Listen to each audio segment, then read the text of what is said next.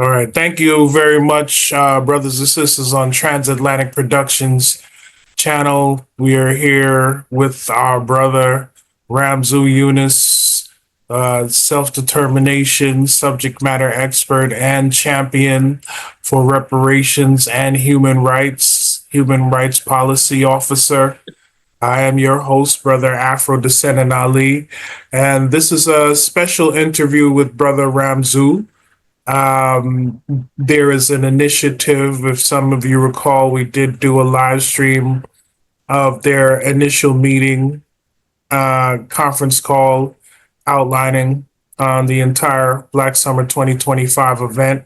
But now we want to do a deep dive with Brother Ramzu to get an update and see how we can contribute out there. So, Brother Ramzu, salute. Thank you for agreeing to take the time to join us here on Transatlantic. What personal experiences and historical events inspired the creation of Black Summer 2025? All right, salute, by the way. Thank you for having me again on your network. Personal event is, the personal trauma and the personal experience that we all have as Black people in the United States of America that's suffering from oppression. Some of us face it more than others on a more intimate level. If you are especially in poor neighborhoods and have to face interactions with authorities such as the police. But overall, everybody that's Black feels it in America and witnesses it. Even if you are of the upper class, when you're rich, there's always going to be white counterparts that's richer than you doing the same thing. And you're always going to have a subservient role. But my experience overall, what drove me to Black Summer or to the self-determination movement was that oppression and seeking a way to get out of oppression. We always are naturally trying to seek a way out of a problem that we have. But oftentimes we don't have a solution to that problem that we have. I spent many years in my early life of so-called consciousness, once I got conscious, listening to the articulation of our problem and who the problem is. But I never heard a solution. I was searching. I was listening for the solution. What steps do we take to get rid of that? I know the problem. I'm hearing the problem, and it sounds good the way it's being articulated. But what's the solution? How do we get out of this problem? Of course, I never heard it at that young age, and I didn't know what to do myself. So that's when I moved to Africa. I moved to Zimbabwe because I witnessed some action going on there from the leadership of Robert Mugabe in the land reclamation program. But going through that experience, I eventually returned back to America and launched the Black independence movement, because dealing with revolutionaries like President Mugabe and his party, his government, and through them other governments in Africa and elsewhere, such as Venezuela, I learned that the struggle for oppressed people, especially against another people that are oppressing them, is supposed to be for self-determination, to have your own independent control, to have power to control your own community wherever you live. It's called self-determination. So I came and launched self-determination movement in Detroit called the Black Independence Movement. And we've been gaining some traction here and there, a lot of traction in Detroit, to the extent that the federal government had to come and take charge away from Highland Park city government and away from the Detroit government in order to deal with myself and the human rights policy officers. As you know, it's a human right. They can't lawfully stop self-determination, but they can try to prevent the people or forcibly deny them in various ways. And they tried various ways, including defamation and outright just blocking people from coming to the event, threatening people that were showing up at the voting rally that we had several times. But now that we find ourselves in a situation where a president like Donald Trump is boldly and just no cover over himself, just blatantly disregarding civil rights privileges that were gained by Black people, just arresting people, doing whatever it takes to meet his agenda with seems like nobody to check him. then now our people realize that they do have to do something, and the Democratic Party and the political system in general cannot save us. Now, witnessing the Democratic Party throw their hands up, witnessing civil rights activists throw their hands up because they realize that it is a Republican majority in the government and controlled government, and witnessing them call the people to mobilize and hit the streets only to show frustration. Only to show frustration. We want to mobilize millions of people just to show outrage at what's going on. Nothing that's guaranteed to effect any change.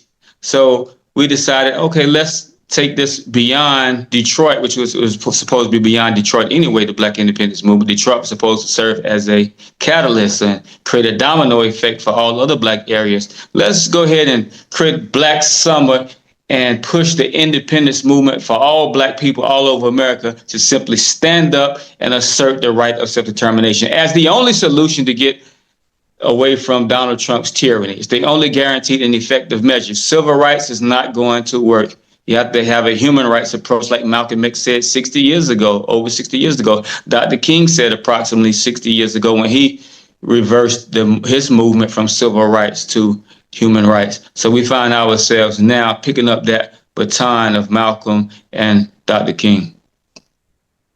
Absolutely. Yes, sir. That sounds very powerful, and you are right.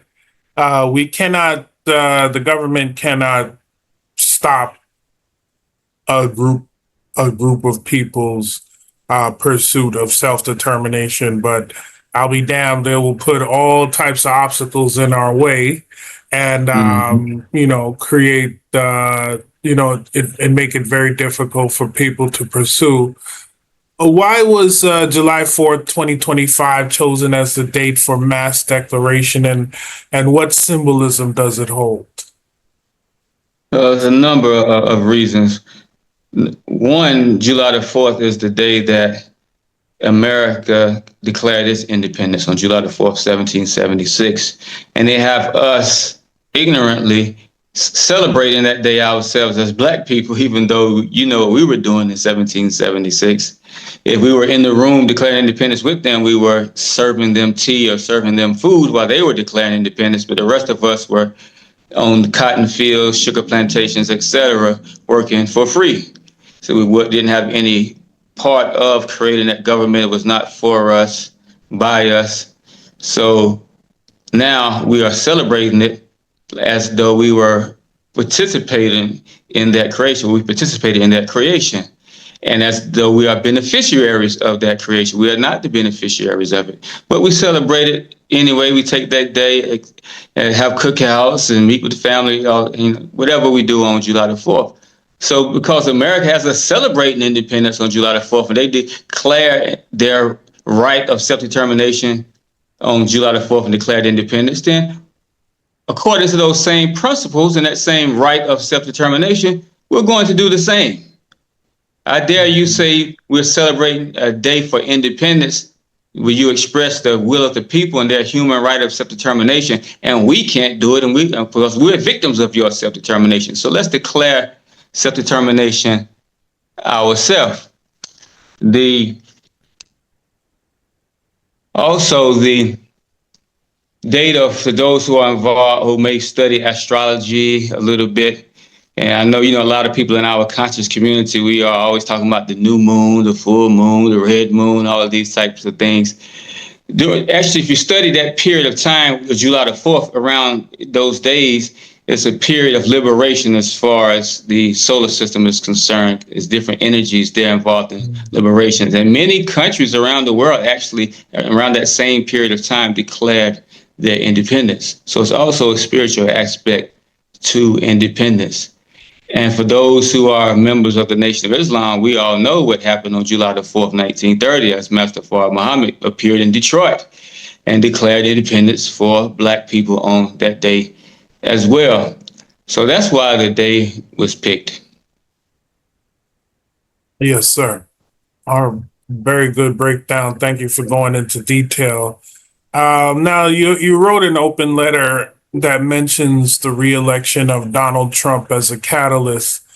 how does this event specifically influence the urgency of your movement? Well, it doesn't influence the urgency of the movement. The movement has always enjoyed being critical and urgent in nature, but it influences the people to take it as urgent because of the sufferings that's happening now, the punishments and the rollbacks of different civil rights privileges, etc., and the unknown that's to come. Everybody's in a hysteria because of what Donald Trump is doing. So it's the perfect time for us to influence our people, because it's not us influencing them, it's actually Donald Trump influencing them. You studied The Art of War, I'm sure, and many of your listeners probably have studied or heard of the book called The Art of War by Sun Tzu. I don't know if he actually published a book called Art of War by Sun Tzu, but it was his military strategies that somebody published a book and attributed to his strategies. And oftentimes he said when he couldn't get the soldiers to fight, you put them in a situation where they're up against the wall where it's either death or you fight. So now our people, because of Donald Trump, they're up against the wall. There's no outlet as far as voting. You can't rely on the vote. You already voted. You lost. You can't rely on the political system. The political system is controlled by them. If you're relying on the Democratic Party, they are minorities. They themselves are thrown in the towel. Now Donald Trump is just hitting with blatant and just straight racist, no cover now, just straight racist, blatant racist policies against black people. So now black people, they're forced. What to do? We got to do something. What are we going to do? So they're looking for something to do. How are we going to stop Donald Trump? Well, we have the answer. The nationalist group of people, those who are nationalists in America, we've always had the answer. But now, because of Donald Trump, the people will gravitate more readily to the solution that we have. Yes, sir. So reparations and free housing are central demands. What concrete steps will ensure these are achieved, and how will they be funded or implemented? That's a good question. When you study international law, you know where reparations comes from. The whole reparations movement is a movement of human rights and involving international law, statutes, and resolutions. Reparations is not just monetary compensation. That's a very small part of reparations. The key component of reparations is the restoration of the people back to their condition before the violation. Our condition before the violation was self-determination. We were ruling and governing ourselves. So you can't have, according to international law, according to international resolutions, according to the definition of reparation, and there's documents that explain reparations, you have to restore those people back to their condition of self-governance before they can be repaired. Then you can give them monetary compensation, and they say a guarantee or promises of non-repetition of those violations. Now, if we're looking for self-governance as a component of reparations, which it is the main component, then it's on us to stand up and assert our right of self-determination and govern ourselves. And now we are restored. We have that right to restore ourselves. We don't have to wait on white folks. They're not going to come amongst us and say, the government is not going to come amongst us and say, okay, you all take this territory away from us. It's your right. They have acknowledged it by signing on to these international treaties like the International Covenant on Civil and Political Rights. So they have acknowledged that we have a right to repair ourselves as far as self-governance by declaring our independence. Now you're talking about monetary reparations. Well, if we were relying on the government, or we asking the government, how's the government going to give it to us? He's going to give it to us via their assets that they have. So if we are the government ourselves, we have assets. We control the land. We control the territory. Where black people live alone is worth over $15 trillion in real estate value. Over $15 trillion in real estate where black people live. That's real estate value. What about geographical value? A place like Detroit, according to my estimates and study of the fresh water source, could be worth over $70 trillion because of fresh water. This is Detroit. So what about all these other black areas, 1,200 or so, approximately 1,200 majority black areas? What about the assets? And what about the human capital? So we have a lot of value that can be leveraged on the international level with international financial institutions, and they can give us some financing based on that value in order to start our own economy, create our own factories, even cut a stimulus check for everyone. Yes, sir. Absolutely. So you in reviewing your materials on your website, and at the end we'll be able to plug that. It references establishing an independent economy. What economic structures or models do you envision for self-sustaining Black communities? Well, number one, it would be it wouldn't be capitalist based. It would be what some people may call socialist based, where everybody benefits, where there's no competition. We're not competing for basic necessities of life. We're not competing for food. We're not competing for housing. There's no housing market where now you drive up the prices of housing because you're in commodified housing, you commodified food. That's a capitalist system that has everybody now worshiping money because we all need money. There's nobody alive that really worships God all the way. We all worship money because they created a need for money. I don't do anything, even if I'm a doctor, I don't do anything really to help you because I want to heal you. I do it for money because I have to live. So we're not serving ourselves or serving humanity, which according to the scripture is serving God. We're chasing money because we need it to survive. What if we had a society where the food was there for free? Where housing was free? Housing actually is a human right. So what if we had those types of society? So when we talk about building our own economy, it won't be based on competing for a dollar. It would just be based on mutual benefit for your fellow human being. So that's what our economy will be based upon. Yes, sir. So I see you have a very good vision overall for Black Summer 2025. Now, with strategy and execution, creating a local council and peace, police, defense force is step one. How will these groups operate, and what safeguards are in place to prevent abuse of power? Well, power is always in the people. That's supposed to be the number one safeguard. Even America has safeguards because at least 35 or 36 state constitutions in America have what they call not amendments, but what they call rights to revolution, right to revolution, where you can always overthrow the government if it's the people's will. It says all power is invested in the people. They have a right at all times to alter or abolish government. At least 35, 36 state constitutions say that, because people are the majority at all times. The government is only a few amongst those people to manage affairs, and those people can always overthrow that government. So the number one check is just to having a population, period. But the policies, just like the policies that are there now, the policies would say, okay, housing is free, so nobody can make you pay for housing.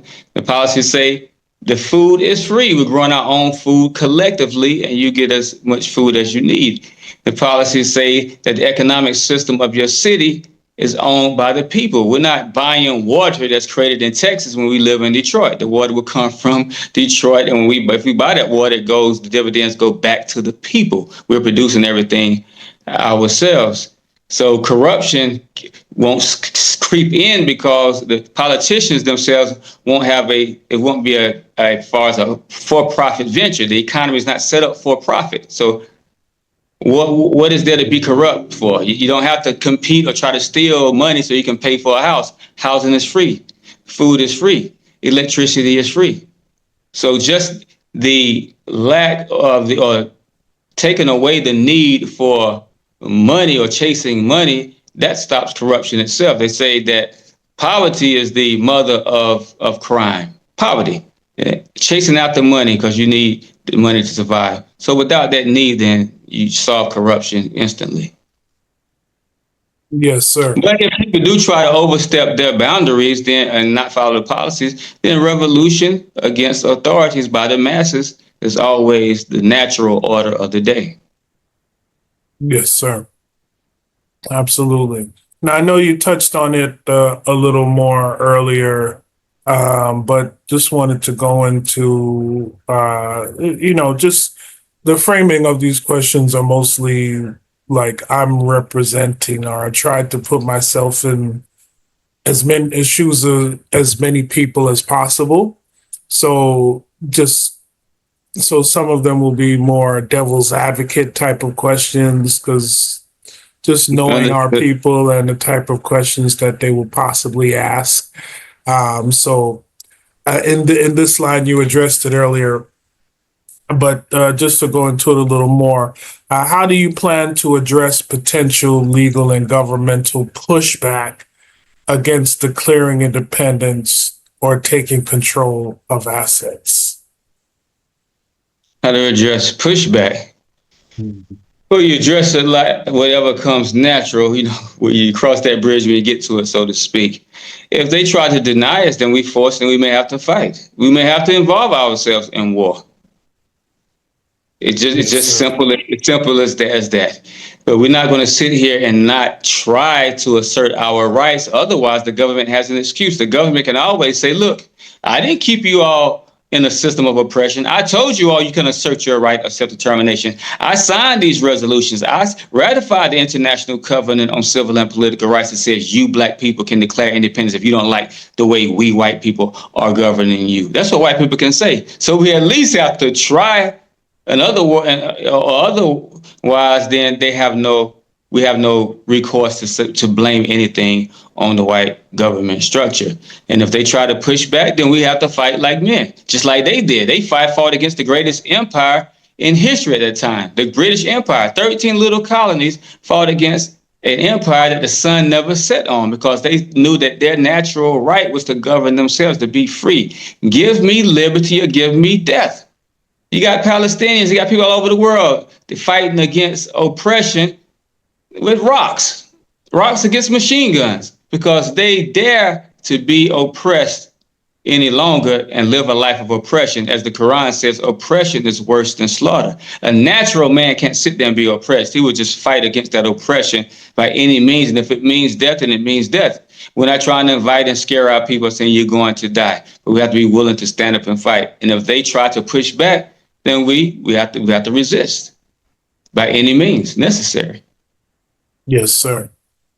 Now, in the area of collaborations, the open letter calls for unity among African American organizations. How are you engaging with existing groups, and what has been their response so far?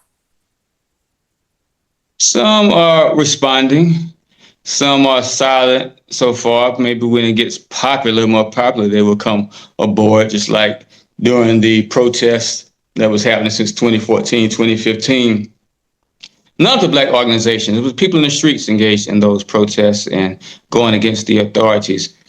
Our groups went out there basically for photo opportunities and say we were there. And that's the same thing I've been experiencing since we've launched the independence movement in Detroit. Most of the groups who knew about self-determination before I did, they wouldn't participate because they all suffer from demoralization. They suffer from what happened to their comrades in the 50s, 60s, 70s, and 80s, so they don't want no smoke with the government. So we're still appealing to them to participate. So that's why I wrote an open letter. I already privately went to these organizations in the past and got no results. So I made an open letter so the public can see that we are appealing to these organizations that claim they are nationalists, claim they understand we have a right of self-determination. Well, if you understand you have that right, what are you going to do? You're going to continue the rhetoric for another 40, another 50 years without trying to assert the rights that you have?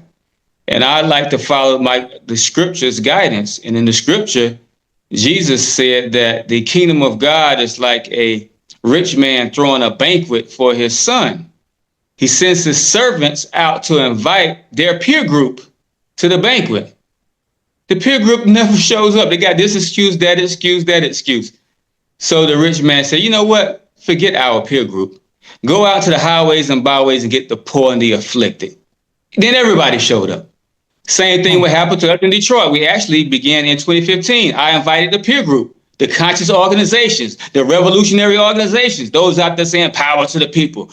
Black Power. None of them showed up. So the next year I said, forget all those groups. I'm going to the poor people saying, look, you are poor, you are outdoors. If you stand up, you'll have free housing. We can get reparations because we're going to take over the city's assets. Then all of them came. But I still hadn't lacked manageability of them because the conscious people that were used to those structures were not there. So I spent this time trying to build that capacity. So that's what was going on with the organizations. I have an open letter to them.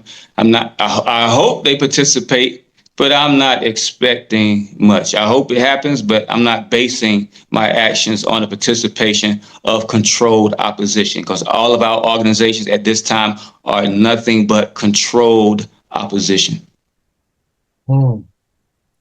Well, speaking of kind of the choir of this type of movement, my next question would be, what roles do allies or non-Black supporters play in this movement?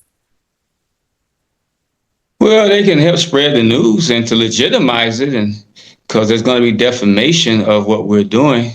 So they can advocate, help spread the word, because awareness needs to be spread, because our people don't know. They see it as, oh, what's that? That can't, that's not possible. No, it's your right.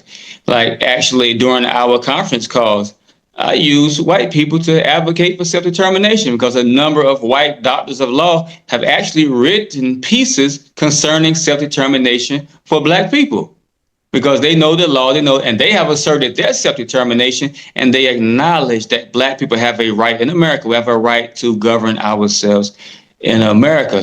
So same way I use them on our conference calls to spread knowledge and awareness of self-determination, our allies can do the same thing. They can stand up amongst their population, and even those who are amongst them, who they have influence over amongst our population, our people, let them know, look, you do have a right of self-determination. This is what you should be doing. Yes, sir. And if we have some donations, they can send some donations as well. Yes, sir. Absolutely. And also, how will you ensure peaceful demonstrations while advocating for such transformative demands? All I know is we come in peace. I can't ensure peaceful because it depends on the reaction of our adversaries. But I know that we come in peace, and our action and our assertion of our right of self-determination is, like Dr. King advocated, is nonviolent. But if the adversary wants to get violent, then I can't hold our people back, and I won't even hold myself back from becoming violent. Yes, sir. Understood. And now, as far as the challenges and criticisms, critics might argue that declaring independence is unrealistic. How do you respond to concerns about feasibility? I mean, it's always so-called unrealistic for an oppressed people to declare independence against their powerful oppressor.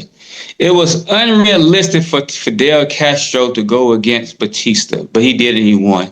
It was unrealistic for 13 little colonies called the United States, or called an American colonies, to go against the British Empire, but they did and they won. It was unrealistic for those numerous nations in South America to go against the Spanish and the Portuguese, but they did and they won. It was unrealistic for Mandela to go against apartheid. It was unrealistic for Mugabe to go against apartheid in his country, or colonialism by the Rhodesians in his country. It was unrealistic for all of those countries. It was peoples. It was unrealistic for Ho Chi Minh to go against the United States of America in the Vietnam War. But he was willing to do so, and he triumphed. All of these people eventually triumphed, no matter how long it took or how many lives it took. They eventually triumphed because they was operating on a principle that cannot be denied.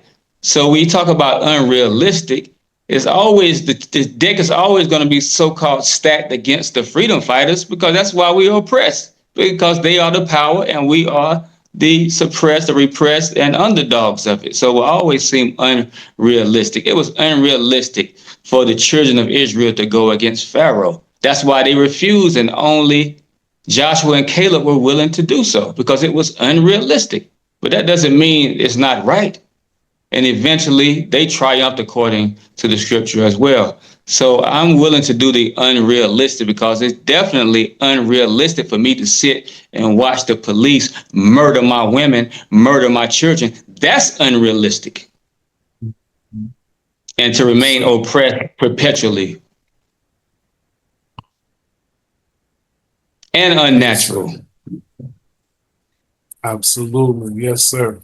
Now, now, in terms of historical context and legacy, how does Black Summer 2025 connect with historical movements like the Civil Rights era or Black Power movements? We want to be in a culmination of those movements, of those aspirations. Those aspirations were for justice. Those in the civil rights movement thought they can get justice through integration with the system. But the leader of that movement, Dr. King himself, came to the conclusion that he couldn't get justice through integration with that burning house called the United States of America. And he decided to engage in revolution. Once he changed the revolution, the government killed him, and his comrades went back to the civil rights movement that he abandoned, and some of them even joined the government. So we are completing what Dr. King aspired to do, that didn't get a chance to engage in. He didn't get a chance to engage in that human rights revolution that he was going to engage in. We're completing what the Black Power movement was advocating, a nation of our own, self-determination, because they were sabotaged by the United States government. They were assassinated, imprisoned by the United States government. Some of them are still in prison to this day. So now here we are with remnants of those groups still there, but those remnants that are left, they are demoralized, so they won't make the move that was advocated by their own organizations decades ago. So we're going to fulfill that role. We're going to take the baton, which is a natural progression anyway. You naturally try different things, they don't work, then you go to the ultimate, what they call extreme, and that's the Declaration of Independence and just taking control. So we're going to take on, pick up the baton that they tried to pass on, or actually was dropped because they were assassinated and the baton was left beside their dead bodies. So we're picking it up. We're going to carry it on to victory. Yes, sir. Salute on that one. And salute to the ancestors that put in work and time for us to be able to continue to fight today, passing the baton. Now, social media and flyers are key to your campaign. How are you leveraging technology to mobilize supporters while avoiding misinformation or surveillance? Well, we can't avoid surveillance, but the truth is bound to, as the scripture says, the Quran says, truth knocks the brains out of falsehood. So as long as there's truth there, falsehood and lies can't stand. And awareness and unawareness, ignorance can't stand against knowledge and against truth. So we're spreading as much knowledge as possible via social media, digital flyers, on different places on the ground. We actually have physical flyers we're passing out, and we encourage others to, we have templates for them to print out and they can pass out physical flyers, but now we have digital flyers online, videos that are being created, and more are being created to disseminate through social media. Just like when we witnessed the Arab Spring in 2011 in places like where I am in Egypt, and then in Tunisia, they were spread through social media. It's a video we all should watch called The Arab Spring, How Facebook Changed the World. They use social media to mobilize people. So we can do the same thing, because one post could go in front of 1 billion people, even 2 billion people. So if we spread it right, but everybody needs to be involved in it, making it go viral and sharing this information. But that's how we're going to leverage social media and leverage the technology of this day and age. Is everything's digital, and digital can travel 10,000 miles in less than a second. Yes, sir. Absolutely. And then I've seen that documentary, and yeah, definitely effective with social media as well. Now, look into the future. What does success look like for Black Summer 2025 by July 5th, 2025 and beyond? Good question. Success looks like by July 5th, we are sitting in those city halls governing our people. Our people are lined up getting allocated free housing in Detroit, for instance, amongst the tens of thousands and hundreds of thousands of empty properties. Lights and water is being cut on. Utilities are being activated from those who don't even enjoy utilities in these places. And just the general overall joy of knowing that you don't have a police force there to assassinate and terrorize your community. So it'd be one of joy, and the picture will look just like it looks in some black cities, but already they have black governments, but it would be us controlling the government. It won't be a racist federal or state government over us. It'd be ourselves with our own policies, controlling the economy, knowing that when we spend money in this economy, it benefits us. It doesn't go right out and it's not channeled right out of the community. So that's how it would look. That's how July the 5th would look. And of course, all places may not be liberated that day, but it will cause an effect, a domino effect. And then the next city, the next city, the next city, the next city, everybody will arise until the whole Black America is liberated from oppression and tyranny. Yes, sir. And what message would you share with young Black activists hesitant to join due to fear or skepticism? Well, first of all, if you are sincere, you're going to evolve and accept what I'm saying, just like Dr. King was sincere. Malcolm X criticized him for years for engaging in the civil rights struggle and all of the marching, etc. But Dr. King kept to his guns, kept with the civil rights struggle, because he thought that it can actually create some change. But being sincere, he came to the conclusion that it's ineffective, and then he adopted the same human rights struggle. It would have been good if he would have adopted it when Malcolm was alive and they could have teamed up together. But he evolved. So any activist that's sincere, you're going to realize what I'm saying is the truth if you're sincere. And if you have enough love, then fear is going to be cast out, because a perfect love casts out all fear. I love my daughter with perfection, but I'm afraid of lions. I don't think I can beat a lion. But I love my daughter so much that if she falls into a lion's pit, I'm jumping in that lion's pit. So we have to have a perfect love, a love for ourselves and our people, that we're willing to face those lions that we may be afraid of. And oftentimes we'll find that the lions are not even lions, they're pussycats. If we just simply assert ourselves, and if you have faith in a God. They said they threw Abraham in the pit of fire, but the fire was cool for him. The fire couldn't touch him. And different other servants of God were thrown into dens with lions. The lions didn't touch them. But though we know that they may not be actual stories, but those are similitudes or a signs of what we're going to be facing. Beasts. We're going to be facing powers that can destroy us. But we'll find if we just stand on courage and faith, they will absolutely have no effect upon us, a negative effect upon us. Yes, sir. And how can individuals who are watching this interview immediately contribute to Black Summer 2025? Well, you go to our website and register. Go to afrodescendants.com and register on the Black Summer page to get in touch with us. Or call the hotline now, immediately, anytime, 888-999-6530. I'm sure you're going to share that. Just call us, get in touch with us now, get involved right now, today. We're up 24/7. We'll pick up that phone. That's how you get involved. First, you just get involved by talking to us, communicating with us. Then you come to our web conferences, learn a little bit about self-determination, and so that you can be confident in what you're doing, knowing that it's your right, and so that you can articulate it to others and spread the word to others in our community so that they will rise up as well.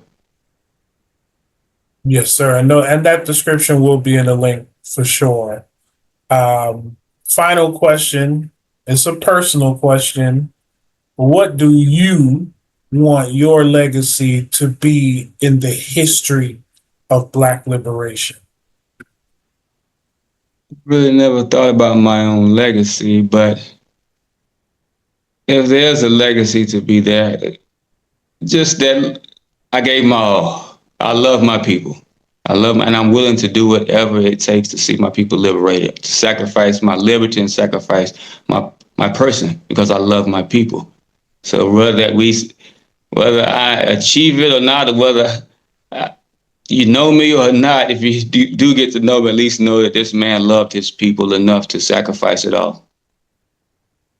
Yes, sir. Beautiful. Well said. Perfect. Brother Ramzu Yunus, Black Summer 2025. Looking forward to it. We will be promoting as much as we can on the Transatlantic Productions channel.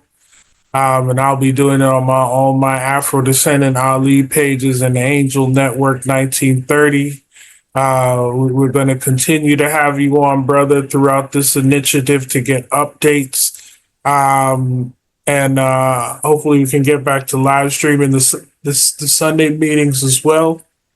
But keep up the good work in this. And although I'm what you call I'm far away, I'm going to try to support it as if I'm actually on the ground as much as possible.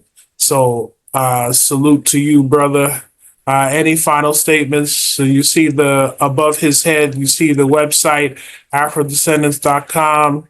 You see that number. If you want to get involved, if you have a particular skill set that you would like to contribute, reach out to the brother. They have a strong team over there with human rights policy officers. And, you know, shout out to Sister Shirley. Is it Malika? And I forget the brother's name. But yeah, they're always on the call, and they're a strong team that works with Brother Ramzu. So, any final statements before we close out, brother? No, I just appreciate you for having me on, and appreciating everyone for listening to what I had to say. I just pray that it resonates with everyone. If it doesn't resonate with you yet, just meditate on it, think about it, study your right of self-determination, but most of all, dig deep in yourself. Go into meditation and prayer and find out what you want to do. And if you have any fears, try to erase that fear. Try to build enough love for self and kind to erase all fears. So everybody, just dig deep. Go into a quiet place and just meditate and pray and let that spirit that doesn't succumb to fear or any type of thing that stops it from achieving what it wants. Dig deep and find that. Love you all. Salute. Salute.